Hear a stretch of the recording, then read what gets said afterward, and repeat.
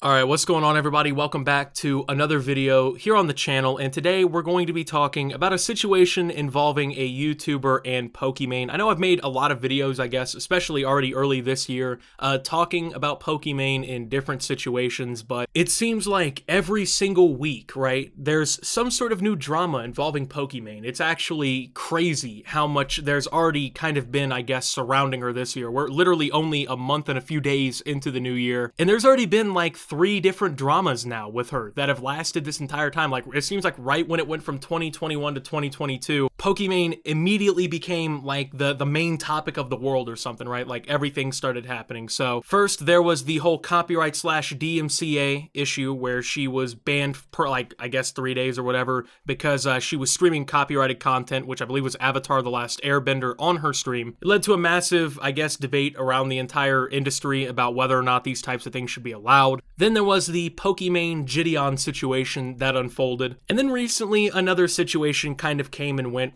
And I don't think a lot of people really heard about this or knew about this. It is fully resolved. I was going to make a video on this when it first started kind of all going down, but considering everything that was going on, I wanted to wait and see what would happen with this subject before I actually talked about it. But you may or may not know, Pokimane almost got sued quite recently by a pretty major YouTube creator, in fact. YouTuber Jeremy, aka The Quartering, if you know who that is. He has about, I think, almost 1.2 million subscribers. Made a video a few days ago where he made the claim that he was basically being forced to take Pokimane to court because of some copyright claims that had been made that he felt were unjustifiable and also not legally defensible. So, I don't know if you guys know this, but Pokimane actually had a drama a few years back about copyright issues and whatnot. So this is not the first time that she's been called out about this. In fact, in the Commentary Crusade video that I did on Pokimane with all of the other creators involved, her egregious abuse of copyright back then was actually a pretty big focal point for the community, including even when people were criticizing her. Before that video came out, it was actually one of the big controversies of her career up until this point. A little bit of quick backstory if you didn't know. She threatened to copy strike PewDiePie because he said something she didn't like in one of his videos. She was gonna like copyright claim people who were doing like compilation videos and whatnot of her streams using clips and everything. And then also, if I remember this correctly, she also took down one of Bo Blacks's videos back in the day through copyright and everything. And that also led to a pretty big controversy and a big issue, big spat between her and a lot of people in the community. So this is not the first time that her name has been brought up, I guess, when it comes to like copyright claims and abusing the copyright systems. So the Quartering in this video claimed that she was basically doing this off of YouTube in order to kind of circumvent having to go to court and having to do some sort of legal process to prove that, you know, copyright was really the issue. So for those of you who don't know, it's kind of complicated, kind of not, I guess. So on YouTube, right, if someone copyright claims your video, you can just sit there and accept it, or you can appeal that. And when you appeal that, like, you have to literally sign your legal name and everything, and basically that's now a legal claim that you're not committing a copyright issue or whatever. And if the appeal doesn't go through or fails or whatever, at that point, you know, it's a legal process, right? It becomes a legal process because YouTube, they don't really interfere, I guess, in these issues. So at that point, it can really become legal. So say if I don't know, I uploaded a whole Dr. Phil episode, they copyright claimed it, I appealed it, and I got denied. At that point, you know, it could go to court between me and the people behind Dr. Phil about that show. And that's supposed to be the process, right? To, you know, I guess ensure the highest integrity of fairness in the copyright system on YouTube. You can definitely debate whether or not that's the case. But this actually was happening on alt tech websites. Now, Jeremy, or The Quartering, is a major proponent of these alt tech websites. You know, you got your Getters and your Parlors and your Odysseys and all these other websites, right? In Jeremy's video, he claims that some people from the, I guess, social media team, apparently these videos were uploaded to a website called BitChute. I've never used this website before. I honestly don't really know that much, or if really anything about it. From the video that The Quartering uploaded, he has nearly 50,000 subscribers there. I would say that's probably a very sizable audience for a website like this. And obviously, because it's not YouTube, you know, the copyright system works in a little bit different way here. So The Quartering goes on to claim that Pokimane essentially hired some sort of legal agency, some sort of legal representation, to basically demand that videos the quartering made and uploaded to BitChute be taken off of the website due to copyright issues, right? And keep in mind, BitChute, it's not as big as YouTube, right? Obviously, a big thing that YouTube creators say about YouTube and its system is that there's not enough communication, but apparently some people from the social media team at BitChute reached out to the quartering on Twitter and basically told him that these claims were coming in from some sort of legal representation, some sort of agency that she hired to make these copyright claims. And that's, I guess, how he figured out this entire thing. And he initially made a video threatening to take her to court and seemed pretty adamant on the idea that if she really was going to try to take his videos down off this website or whatever, that he was willing to fight her in court. Now, once again, not the first time that Pokimane has done something like this. She has apologized for incidents in the past and whatnot, where she basically abused copyright. But from my knowledge, so far, she has not responded to this. The quartering's video, at least the initial one, currently has 300,000 views. In 4 days, a very positive like to dislike ratio. And this, of course, would not even be the first time that, I guess, copyright issues on YouTube/internet videos even went to court. If you guys don't know or remember, years ago, H3H3, or Ethan Klein, and his wife, Ela, they made a video talking about a guy named Matt Haas, who made like these, I don't know how to describe it, it's like Macho Man, really stupid, goofy pickup videos where like, I don't know, like the one they were making fun of, you know, he was saying weird stuff to this like super fit girl or whatever, and he like had to chase her for the opportunity to basically beat her doonies down or whatever, and yeah, he was doing parkour and being stupid or whatever, and they made a video criticizing him and mocking him and laughing at him on the internet, and he sued them for that. He sued them for copyright and also eventually for slander because they used pieces of his content to criticize him in their video. They ended up very determiningly winning that lawsuit,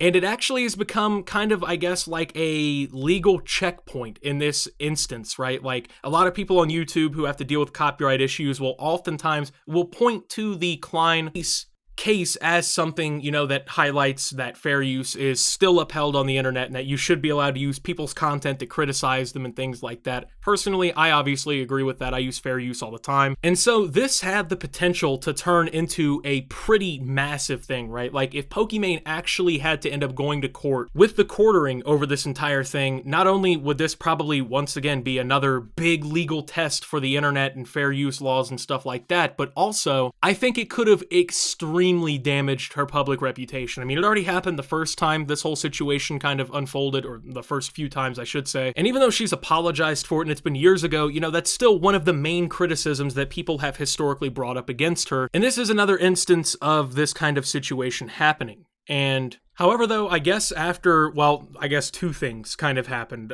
First and foremost, the quartering obviously went public with all this. He showed some of the evidence and whatnot that all this was going down. He made his video talking about it, which I guess was like the first big public light on this situation again. And then pretty much immediately after this ended up happening, he was then reached out to by presumably the agency or the people she hired to make the copyright situation start in the first place here. They ended up issuing a retraction.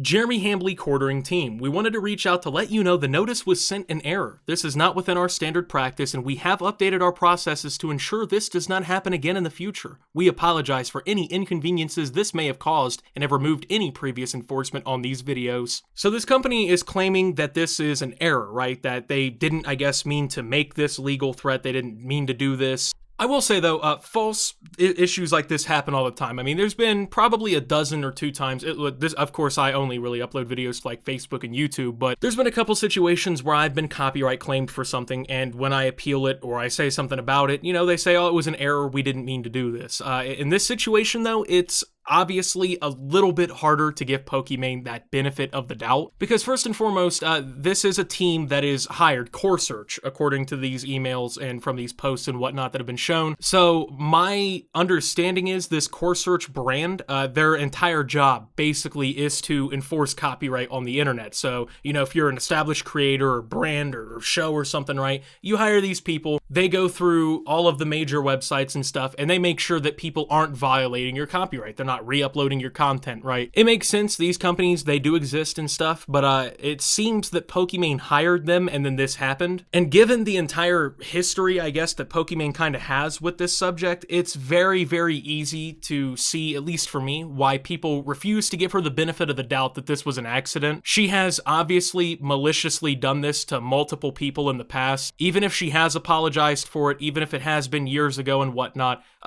if it continues to be an issue like this, it really kind of degrades people's value for your word, right? When you say, oh, I'm sorry for not understanding copyright, not understanding transformative content until now, I apologize for the things that I did, I'm kind of caught up on the whole thing now, I get it, I support transformative content. And then, you know, a little bit later, a few years later or whatever, there's now basically a company on your behalf now trying to abuse people's copyright and fair use laws and stuff like that to get their content taken down that's critical of you. It's very easy to understand why a lot of people have sided with the quartering on this situation. To be honest, the videos in question that he made, I have not seen. I don't know if it was fair use content. From what he claims, it mostly did not show any footage of her, and whatever little footage that was used of her content or of her in any way was used in fair use. And of course, this isn't even the most, you know, the only, I should say, recent situation where Pokimane has kind of shown no real understanding for copyright laws or DMCA laws or anything. Considering just a couple weeks ago she was banned on Twitch because of the whole, you know, streaming copyrighted shows thing, and it started that big debate. To me, it kind of seems like Pokimane really just doesn't understand copyright or fair use, or that's really the fair, I guess, way of looking at it. You know, she's had so many different issues with it over the years, and she claims to understand it, but if you understand it, you wouldn't constantly be in these kinds of situations, right? I mean, it's February 4th, all right? You've already been in 2 massive copyright dramas this year alone. To me, that indicates that you either A, don't know as much about copyright as you're claiming you do, and you hiring these people to, you know, take care of your copyrighted material or whatever, was you attempting to basically hire professionals to handle that issue for you, and it backfired horribly because they were way over aggressive. Or, and this seems to be the direction that the quartering kind of takes, this seems malicious, you know, considering the history of everything here, considering the way this was all brought upon. And the quarter even says that he thinks the reason that this was done primarily on BitChute instead of like his YouTube videos was because they didn't want to have to deal with a legal process of going through YouTube. On these, you know, smaller websites like BitChute and all these other platforms and stuff, I mean, you know, the law obviously still applies, but the procedure for everything to go down is entirely different than it would be on YouTube. I mean, obviously YouTube is a multi-billion-dollar organization with Google literally owning them, and it's one of the biggest brands and websites on the, realistically in history, I mean, at this point, man. So it is different. It's a different playing field, and it is definitely very suspicious in my opinion. But given the fact that this was finally retracted by Core Search and Pokimane at the end of the day, it appears that this lawsuit will not be going to court. It appears that it has been settled completely out of court, but that has not stopped the bad press. Dexerto made an article about it. The Sun made an article about it. I think other people probably also wrote about it. So it started hitting some outlets and stuff with this whole thing going on. It would have been a pretty major situation. And, you know, these kinds of situations are the ones that do kind of influence the online ecosystem, I should say, a lot more than people think. Sure, you would think that the quartering and Pokimane going to court really only affects them and whoever works for them and stuff like that, but no. Whoever would have won that court case would have set a lot of legal precedent going forward for copywriting and DMCA and fair use on the internet. I mean, once again, Ethan Klein literally did this just a few years ago. So at this point, man, like, if I'm Pokimane, you gotta get this under control, right? Like, you gotta get this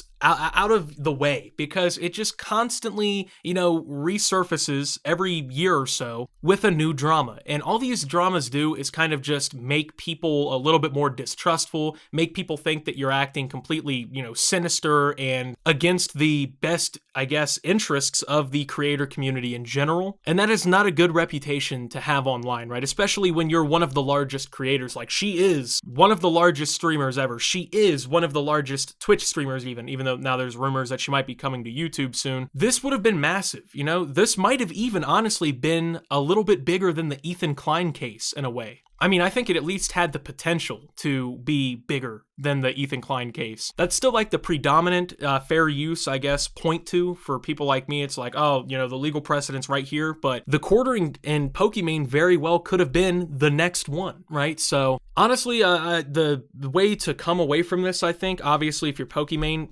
fix this, get this under control, talk to the people you're hiring, make sure they're not being too egregious with copyright, make sure they're not trying to protect it too hard to the point where maybe they're, you know, stepping on other people's rights with their content. And considering this is like a constant reoccurring controversy, I think that's really what needs to be done. Like, but this kind of stuff just can't keep happening, man. It just can't keep affecting your brand this way and making creators in the industry, your peers even, more and more distrustful of you. So with that being said though, thank you guys for watching. If you did enjoy, make sure to leave a like, subscribe if you're brand new around here on the channel, follow me over on Twitter and Twitch at @SubToOptimus. Make sure to check out Shop Opti down below. And until my next video, guys, this is Optimus talking about what would have been the quartering versus Pokimane lawsuit, and signing out.